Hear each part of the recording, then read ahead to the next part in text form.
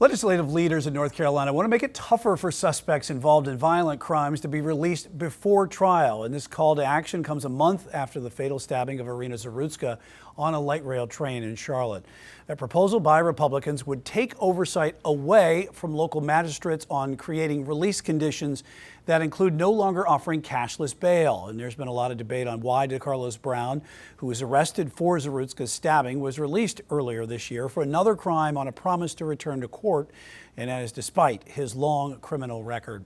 Here to break down these proposed changes is Queen City News Chief Legal Analyst Khalif Rhodes. Khalif, what do you say on this? There's a lot to say. I say it a lot of times here, Brian. We are very reactive. We are not proactive as a society. We're litigious as a society. We sue for everything. But in terms of our laws, how our laws are made, we are very reactive. Something bad happens, and this is horrific. This is the worst type of something bad. A person lost their life that should have never lost their life. But when things like this happen, normally they're the catalyst for law to be created, to be amended, to be changed, to be modified. And that's what happened here. There's a number of different laws that House Bill 307 attaches, addresses, and updates, specifically talking about the cashless bail.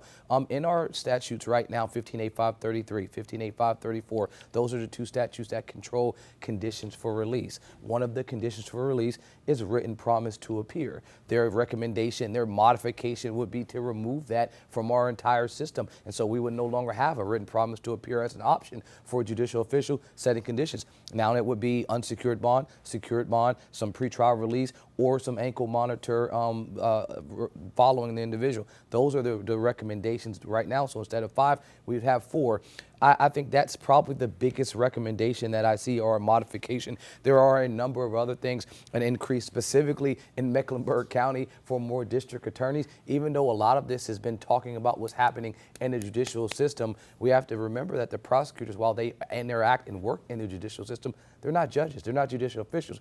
If you are really making an assessment of some of the issues concerning the judicial system, you'd think they would have added more judges, more magistrates, to ensure that they can deal with the overwhelming amount of people that come through the doors of the jail and the courthouse on a routine basis. The overload basis right now, right. It's happening. So having more district attorneys, assistant district attorneys, won't help that process. Additionally, they talk about some things that often let me know that they haven't spoke to folks that do the job.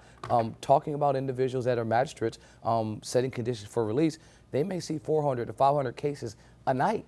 And so there's no DA down there that is making an argument to why there should be a rebuttable presumption that this person can't leave. So what does this General Assembly do?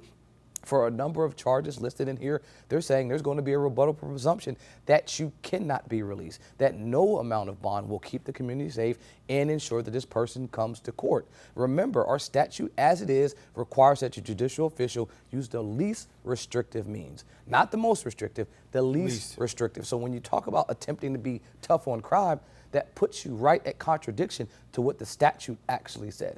And it is taking, this new proposals that we have here is taking some power away from the magistrates. What do they want to do? You have a unique experience here as being the former head of the magistrates here in Mecklenburg County. Yeah, this will be problematic. I mean, the changes that they already made last year with the violent crimes, taking that away from the magistrate's office, the way the statute read before they made those prior removals was that every case, every charge that came before the magistrate's office, a magistrate could set conditions for release, except for murder cases. Homicide cases, a district court judge or a superior court judge had to set conditions for release. Last year's changes picked up a lot of violent crimes, charges with guns, things with armed robbery, anything related to violence were kind of taken away from magistrates. And what did you see? An uptick in first appearance type cases. So now the cases that the magistrates would have handled, setting conditions, those folks will now have to wait. And so now the docket that may have had 100 people may have 300 or 400 people that will go to the district court. Now this will do the same exact thing. And folks have a slower memory in terms of being able to recall what happened. These same type of changes, these same recommendations, this is what we were doing in the 90s. Mecklenburg County specifically had an overcrowded jail situation. Why? Because they adopted policies that were doing just that. We're going to be tough on crime, i.e. holding people in jail and delaying the due process of allowing them to get out. Well, what that does is folks sit in jail, and you only have a certain amount of beds. So if you want to slow down the process of getting out without speeding up the process of a case being handled, you you'll have to place folks in some location. So then you have litigation support because people are suing, and that's what they did in the 90s because the jails were overrun and overpopulated. So one problem and a solution oftentimes leads to more problems. And it is something we will track to see if it goes, how far it does go in Raleigh with the lawmakers there as they have introduced this legislation today, as is also the day this comes 1 month after Irina Zarutska was killed on the light rail. They will have a vigil tonight at the East-West train station, the light rail station in South End. We'll have more on that on Queen City News tonight. Khalif, thanks.